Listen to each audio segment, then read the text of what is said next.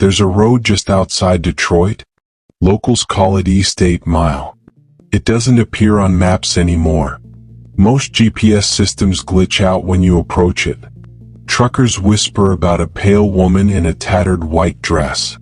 Some say she walks along the shoulder at midnight, her long black hair covering her face. If you brake for her, your truck won't move again. And when they find your rig in the morning, the driver's always missing. I was stupid enough to take a shortcut across East 8 Mile. Here's what happened my first night, and the terrifying rules they gave me to survive. It started when my dispatcher gave me a midnight route I'd never heard of. Take East 8 Mile, Carter. It'll save you 30 minutes. The GPS glitched as I approached the turnoff. The voice said, "You are entering restricted territory. Turn back." I laughed. Must have been a software bug. But then I saw the road sign, bent and rusted. 8 Mile Road. And underneath, scratched into the metal, "Never brake."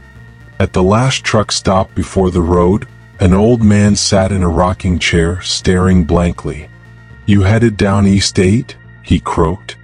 I nodded. "Then take these." He handed me a filthy napkin. On it were scribbled rules.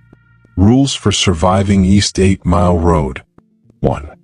Do not brake for any pedestrians, no matter what you see. 2. If you hear a woman crying, turn the radio up to max volume. Don't listen. 3. Should your headlights dim, flash them 3 times and honk the horn. If they don't return to normal, close your eyes for 10 seconds. 4. If the odometer shows all 8s, press the gas pedal to the floor. Do not slow down. 5. If a pale woman in a white dress appears in your mirrors, do not look directly at her. Focus on the road ahead. 6. Whatever happens, you must not stop between mile markers 3 and 4. This is her territory. The old man gripped my arm. "Son, the ones who stop, they don't come back." I thought he was messing with me. I wish he was. The first mile was uneventful. The road was cracked and narrow, lined with gnarled trees. The air felt heavy. I swear I could smell flowers. Sweet cloying. Like funeral lilies. On mile 2, it started softly. A woman's sobs echoing through my cab. "Help me, please, don't leave me here." Her voice was everywhere, through the vents, under the dashboard. I turned up the radio, blasting static. But I still heard her. "Stop. Please stop." Something cold brushed my neck. I stomped the gas. At mile 3, she appeared without warning.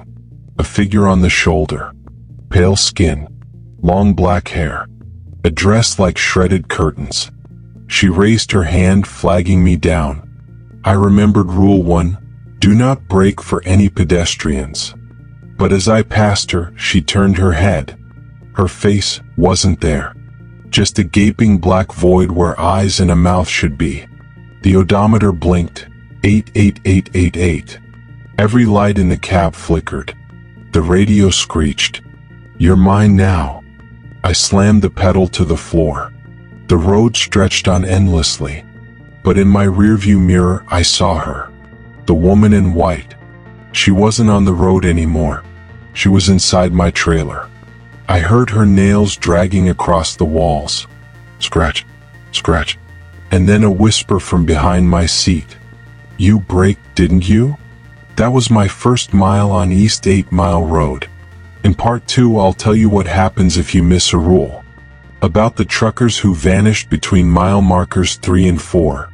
And what the woman in white really wants.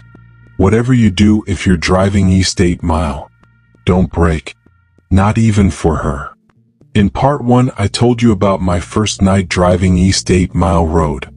It was supposed to be a shortcut outside Detroit. But the road didn't feel right. An old trucker warned me with a list of creepy rules. Never brake for a pedestrian. Never listen to her cries. Never stop between mile markers 3 and 4. I tried to follow them. But when the odometer hit all eights, my cab lights flickered and she appeared. The woman in white. She was inside my trailer, scratching at the walls. And I heard her voice behind my seat whisper, "You braked, didn't you?" This is what happened next.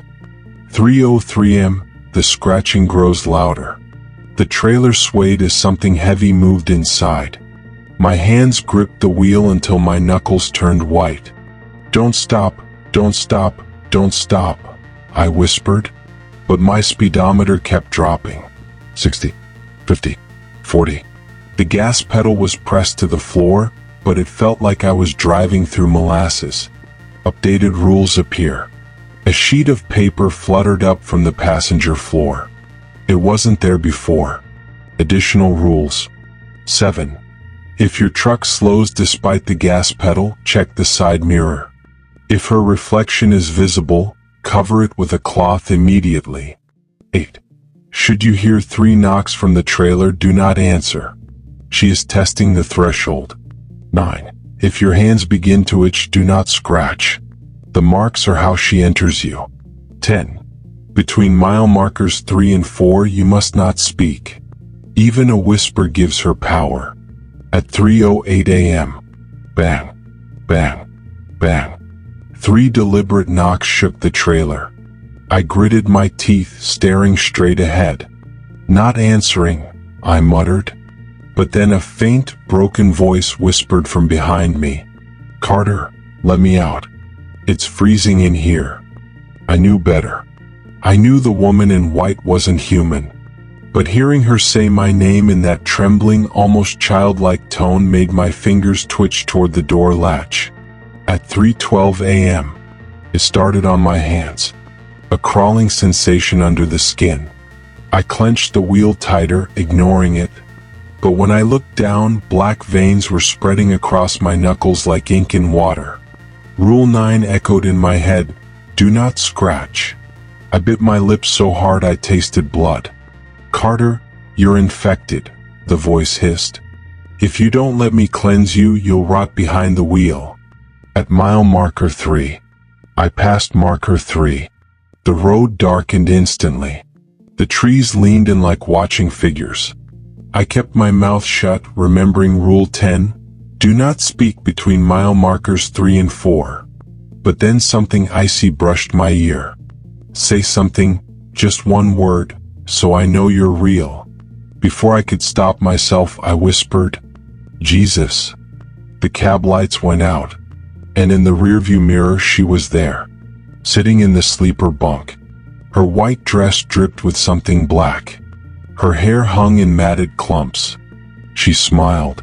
"You broke the rule." At 3:20 am, I couldn't move. My hands froze to the wheel. The truck drove itself, veering slightly as her voice slithered into my head. "This road isn't for you.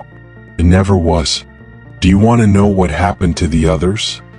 In my peripheral vision, dozens of faces stared from the trees. Pale truckers with blackened eyes. They were all mouthing the same words. "Brake for her. Brake for her. Brake for her." The road opened into a clearing. A single street light flickered over an old gas station. I could see 2 figures there. One was the old trucker from before, waving frantically. The other was me, an exact copy of myself, smiling and holding a hand out toward the cab. My copy spoke. "You're tired, Carter. Let me drive now. Brake and it'll all be over." The woman in white leaned over my shoulder and whispered, "This is your last chance." That was my 2nd mile on East 8 Mile Road. In part 3 I'll tell you about the final rule, the one nobody survives breaking, and how I found out the truth about the woman in white. And remember, if you hear her crying, don't listen. In parts 1 and 2, I told you about my first 2 nights driving East 8 Mile Road. It was supposed to be a shortcut, but it turned into a nightmare. I was warned about the woman in white. Don't brake for her. Don't listen to her cries. Don't stop between mile markers 3 and 4. I tried to follow the rules, but she got inside my truck. And at the end of mile 4, I saw something impossible. An exact copy of me waving me down. This is what happened next. At 3:30 a.m., the road split ahead. Left lane led toward the flickering gas station. Right lane curved into pitch darkness. The other me stood in the left lane, still waving. The woman in white leaned over my shoulder. Choose wisely, Carter. One road ends. The other begins again. The napkin rules fluttered against the dashboard. New words bled through like ink in water. Final rule. 11. At mile marker 5 you must make your choice. If you see yourself, do not stop. Do not brake. That is not you. If you fail this rule, you will remain on East 8 Mile forever. There is no escape for the second driver. At 3:35 a.m., the copy stepped closer. He looked exactly like me. Same jacket. Same tired eyes. But his smile was wrong. Too wide. Too sharp. Carter, you've been driving so long, he said. Let me take over. Rest. Brake and it'll all be okay. My foot twitched toward the brake pedal. I glanced at the rearview mirror. The woman in white was still there, crouched on my sleeper bunk. She whispered, "He's lying. Don't let him drive." But then I saw her reflection, and her smile matched his. At 3:39 a.m., I swerved into the right lane, choosing the pitch-black road. The gas station vanished. So did my copy. For a moment, it felt like I'd made the right choice. But then the odometer flashed. 99999. The truck groaned, and the woman in white laughed. You broke the final rule. There's no road out. The truth of East 8 Mile. The trees peeled away, revealing a clearing filled with trucks. Hundreds of rigs. All abandoned. I stepped out of my cab. The air was thick and cold like breathing fog. Truckers stood frozen in the clearing. Their faces blank. Their eyes all black. One by one they whispered, "We braked." A figure stepped out from the crowd. It was me, but older, pale, hollow-eyed. He spoke in a dry rasp. "You weren't the first, Carter. You won't be the last." I stumbled backward, shaking my head. This isn't real. This isn't real. You drove East 8 Mile. That's all it takes. There's always another Carter now. I woke up behind the wheel. The road ahead stretched out endlessly. The dashboard clock blinked 12 a.m. The radio crackled. Midnight delivery route. Take East 8 Mile. It'll save you 30 minutes. The GPS glitched. You are entering restricted territory. Turn back. And I saw the same bent road sign. 8 Mile Road. Never brake. A voice whispered from the sleeper bunk. Your shift starts now. That was my 3rd mile on East 8 Mile Road. Or maybe it was my 1st. I don't know anymore. If you ever drive past Detroit and see a shortcut called East 8 Mile, don't take it. And if you do, don't brake. Not even for her.